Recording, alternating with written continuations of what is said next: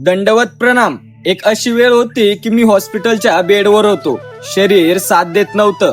महागडी औषधं निष्फळ ठरत होती आणि डॉक्टरांचे प्रयत्नही काम करत नव्हते.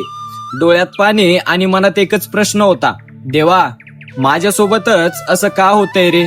पण आज मी तुमच्या समोर ठणठणीत उभा आहे. मी त्या आजारपणाला आणि वेदनांना इतका कंटाळलो होतो की शेवटी सगळं काही सर्वज्ञ श्री चक्रधर स्वामींच्या चरणी सोडून दिलं. मी म्हंटल, स्वामी आता जे काही आहे ते तुम्हीच आहात.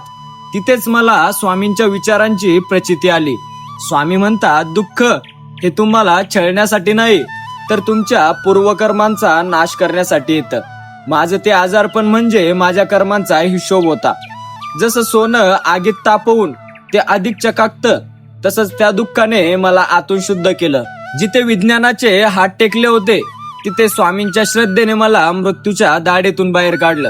स्वामी सांगता, जेव्हा तुम्ही तुमचं कर्तेपण सोडता आणि ईश्वरावर पूर्ण विश्वास ठेवता तेव्हा तो तुमची जबाबदारी घेतो. माझ्यासोबत जे झालं ती शिक्षा नव्हती तर माझं परिवर्तन होतं. तुमचं आजचं संकट हे तुमच्या विनाशासाठी नाही तर तुम्हाला ईश्वराशी जोडण्यासाठी आलेलं असतं. आज जर तुम्हालाही वाटत असेल, देवा हे सगळं माझ्यासोबतच का होते रे, तर एकदा पूर्ण श्रद्धेने स्वामींवर अवलंबून पहा. तुमचे कर्माचे पाश नक्कीच सैल होतील. माझा हा अनुभव तुम्हाला कसा वाटला कमेंट्स मध्ये नक्कीच सांगा. हा व्हिडिओ जास्तीत जास्त शेअर करा आणि अशाच प्रेरणादायी विचारांसाठी मला फॉलो करायला विसरू नका.